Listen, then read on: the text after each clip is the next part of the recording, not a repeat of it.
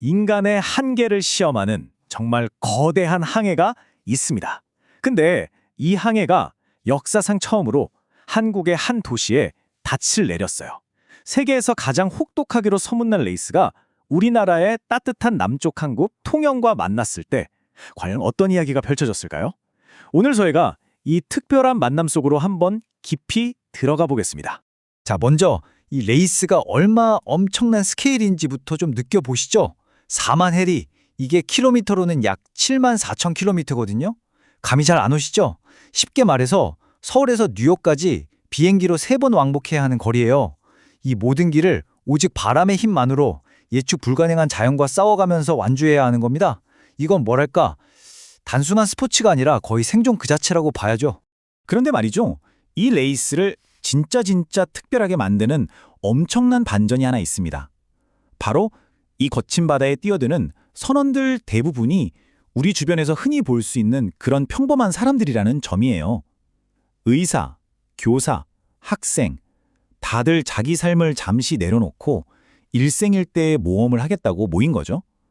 전문 기술이 아니라 순수한 용기와 열정만으로 도전하는 겁니다.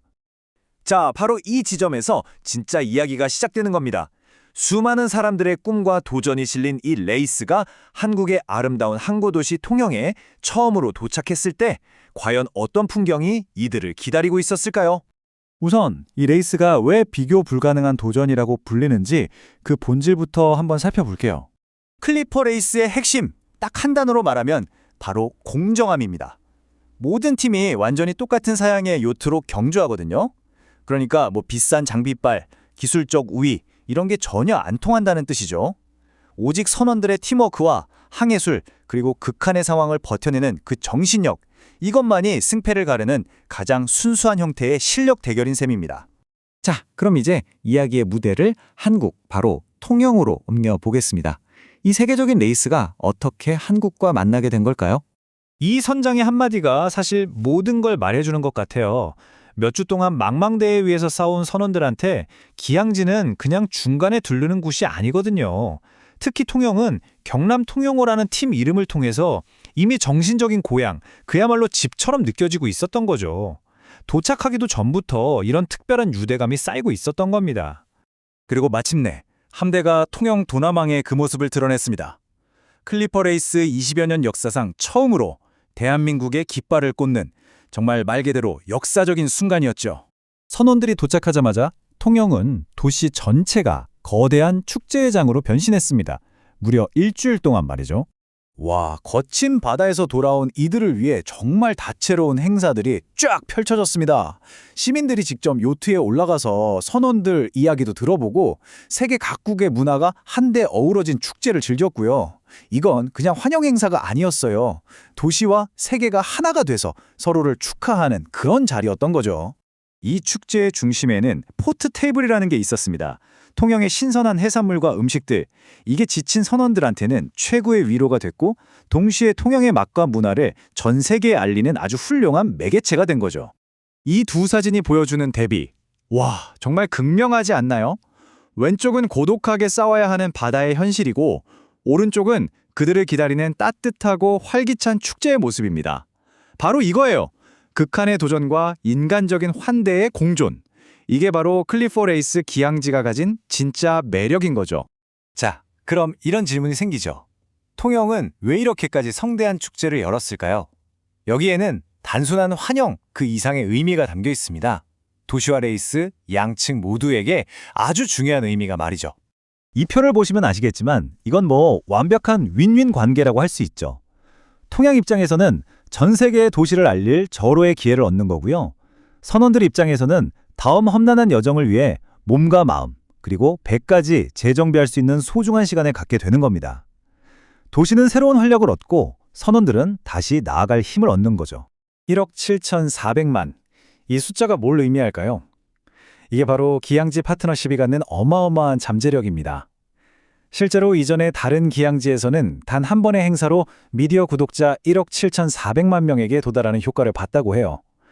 통영 역시 이걸 통해서 글로벌 해양 도시라는 브랜드를 전 세계에 확실하게 각인시킬 엄청난 기회를 잡은 셈입니다. 하지만 축제는 끝이 나기 마련이죠. 통영에서의 그 달콤했던 휴식이 끝나자마자 선원들은 클리퍼 레이스에서 가장 악명 높은 구간, 바로 더 빅 원을 향해 떠나야만 했습니다. 불과 며칠 전까지만 해도 환호와 온기 속에 있었는데 이제 눈앞에는 5천 해리에 달하는 거대하고 텅 빈 북태평양뿐입니다.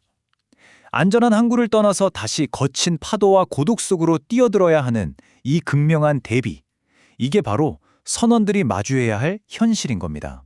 선원들이 괜히 이 구간을 더 빅원이라고 부르는 게 아닙니다. 지구상에서 가장 예측하기 힘든 날씨에 거대한 파도가 몰아치는, 문명의 도움을 단 하나도 받을 수 없는 그야말로 완전한 고립의 바다거든요. 통영에서의 출발은 곧 이 거대한 시련의 시작을 의미했습니다. 그리고 그 우려는 곧 현실이 되고 말았습니다. 더 빅원은 그 이름값을 하듯 선원들에게 시련을 안겨주었죠. 통영의 이름을 달고 항해하던 팀 통영호의 방향타가 거친 파도에 손상되는 사고가 터진 겁니다. 태평양 한가운데서 방향타가 고장났다? 이게 자동차로 치면요, 고속도로 한복판에서 핸들이 반쯤 먹통이 된 거나 마찬가지예요. 속도를 제대로 낼 수도 없고 원하는 방향으로 가기도 힘든 최악의 상황 속에서 남은 수천 킬로미터를 가야만 했던 거죠. 이게 바로 축제가 끝난 뒤 마주하게 된 더 빅원의 진짜 민낯이었습니다.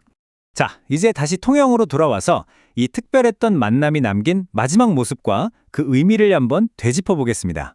선원들이 떠나는 날 통영 앞바다에서는 수많은 배들이 함대를 따라 항해하는 퍼레이드 오브 세일이라는 장관이 펼쳐졌습니다. 이건 그냥 배웅이 아니었어요.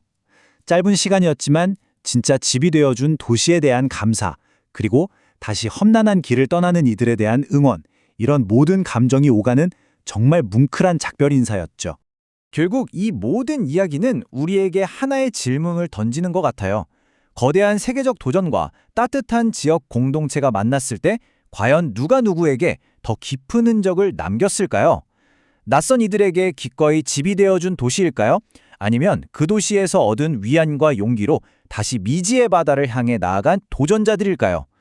아마 정답은 없을 겁니다. 그저 서로에게 잊을 수 없는 이야기가 되어주었을 뿐이죠.